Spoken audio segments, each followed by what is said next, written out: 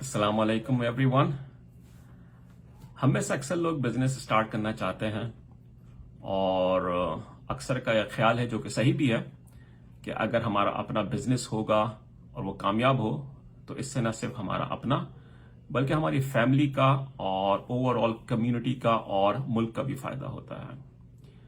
तो business start करना of course अच्छी चीज है और अक्सर लोग इसमें डरते भी हैं, जो कि एक जेन्युइन रीजन होता है, रिस्क ऑफ फेलियर। कुछ लोग स्टार्ट भी कर देते हैं बगैर ज्यादा सोचे समझे, कुछ कामयाब भी हो जाते हैं। लेकिन अगर हम स्टैटिस्टिक्स को देखें तो एटलीस्ट यूएसए की हद तक हमारे पास चंद स्टैटिस्टिक्स है स्मॉल बिजनेस की। वो स्टैटिस्टिक्स ये कहती है कि जो नए बिजनेस स्टार्ट होते हैं उसमें से 20% जो हैं वो अपने स्टार्ट होने के विद इन 1 ईयर बंद हो जाते हैं, नाकाम हो जाते हैं। और इसके अलावा 50 से 60% बिजनेसेस ऐसे होते हैं जो कि तकरीबन 5 साल के अंदर अंदर बंद हो जाते हैं। तो इसका मतलब यह है कि अच्छी खासी एक बड़ी अक्सरियत है बिजनेसेस की, नए स्मॉल बिजनेसेस की, जो कि नाकाम हो जाती है। तो इसका मतलब ये हुआ कि अगर हम किसी बिजनेस को स्टार्ट करना चाहते हैं तो ये बहुत जरूरी है कि हम उसकी प्रॉपर प्लानिंग करें, उसको सही तरह से समझें और फिर स्टार्ट करें, ताकि हमारे रिस्क ऑफ फेलियर जो है कम से कम हो जाए। तो इस वीडियो में, बल्कि ये एक सीरीज ऑफ वीडियोस है, मैं अपना पर्सनल एक्सपीरियंस शेयर करना चाहूंगा आप लोगों के साथ कि आप अपना बिजनेस किस तरह से स्टार्ट कर सकते हैं। इसको अगर आप कहना चाहें तो how to start a business, तो इस स्टार्ट के लफ्ज को याद रखें और ये स्टार्ट ही आपको बेसिकली रिमाइंड कराएगा कि आपके बिजनेस स्टार्ट करने में कौन कौन से स्टेप्स हैं जो कि एक सक्सेसफुल बिजनेस की एस्टैब्लिशमेंट के लिए जरूरी होते हैं। तो अगर हम स्टार्ट के वर्ड को देखें, इसका फर्स्ट लेटर जो है वो है S, and S stands for search. तो अगर आपने अपना बिजनेस स्टार्ट करना है तो सबसे पहले आपका काम होगा कि आप सर्च स्टार्ट करें। सर्च का मतलब यह है कि आप इंटरनली देखें कि आपका क्या पैशन है, क्या इंटरेस्ट है, किस किस्म का काम करना चाहते हैं। एक्सटर्नली देखें कि कौन सी फील्ड है, क्या वो कोई टीचिंग की फील्ड है, कि वो आईटी की फील्ड है, कोई इंजीनियरिंग की फील्ड है, किस फील्ड में आप काम करना चाहते हैं। तो पहला स्टेप आपका होगा S, which is the first letter of start. दूसरा लेटर जो है स्टार्ट का वो है T. T stands for target market. जब आपको ये पता चल गया कि आपने किस फील्ड के अंदर काम करना है और किस किस्म का काम करना है जिसमें आपका इंटरेस्ट है, तब आपका नेक्स्ट स्टेप ये होगा कि आप टारगेट मार्केट को जो है आइडेंटिफाई करें। जैसे कि अगर फर्ज करें आपका शौक था कि आपने टीचिंग में कुछ काम करना है, तब आपने ये देखना है कि वो मार्केट जो है जिसके अंदर आप अपनी सर्विस प्रोवाइड करेंगे वो किस किस्म की है। क्या वो बच्चों के लिए है या वो बड़ों के लिए है, या हो सकता है बिजनेसेस के लिए आप कॉर्पोरेट टाइप की कोई ट्रेनिंग प्रोवाइड करना चाहते हैं। तो ये सेकंड स्टेप होगा जो कि है टारगेट मार्केट का। थर्ड लेटर जो है स्टार्ट का वो है analysis. A stands for analysis. Analysis का मतलब यह है कि अब आपने जो भी सर्विस या प्रोडक्ट आप प्रोवाइड करना चाहते हैं उसको आप उसको एनालाइज करेंगे कि वो किस किस्म की सर्विस है या किस किस्म की प्रोडक्ट है जो आप मार्केट में लाना चाह रहे हैं।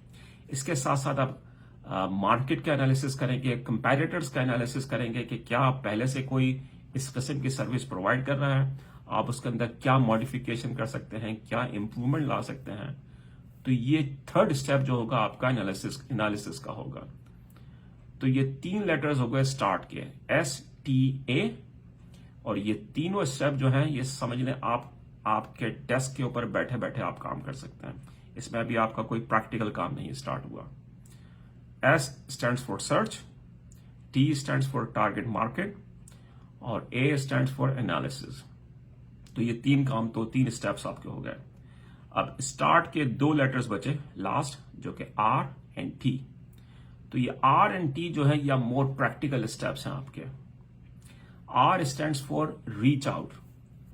جب آپ کو یہ پتا چل گیا کہ آپ کس فیلڈ میں کام کرنا چاہتے ہیں، کس قسم کی مارکیٹ میں کام کرنا چاہتے ہیں، آپ کی مارکیٹ کی میکینزم کیا ہے، کون کون سے پلیئرز ہیں، تو اب آپ جو ہے ریچ آؤٹ کریں گے اپنے پوٹینشل کسٹمرز کو اور پوٹینشل فنڈنگ سورسز کو بھی.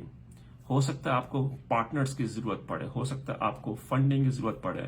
اس کے ساتھ ساتھ آپ کے جو پوٹینشل کسٹمرز ہیں آپ ان کو ریچ آؤٹ کریں گے اور دیکھیں گے وہ کس قسم کا فیڈ بیک دیتے ہیں.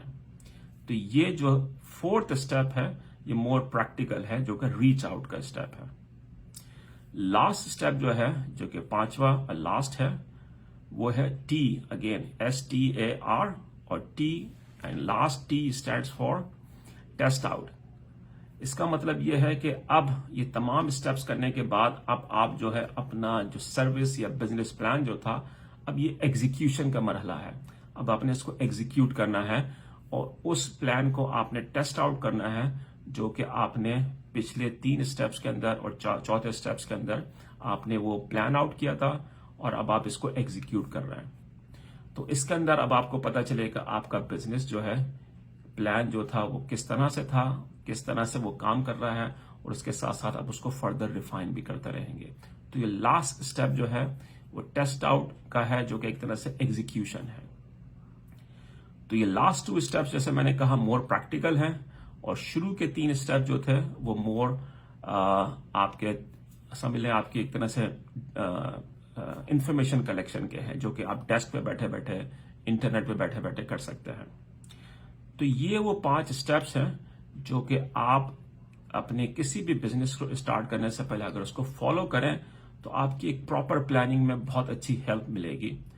اور کوئی گارنٹی نہیں ہے سکسیس کی کسی بھی بزنس کے اندر، لیکن کم از کم یہ ضرور ہوگا کہ آپ کی پراپر پلاننگ ہوگی، اور اس کے ساتھ ساتھ اگر آپ فلیکسیبل رہیں گے اور اپنے پلان کو اپنے ایگزیکیوشن کے ساتھ ساتھ اس کو ماڈیفائی کرتے رہیں گے تو انشاءاللہ چانسز یہ ہیں کہ سکسیس کی جو چانسز ہیں وہ بڑھنے کی امید ہے.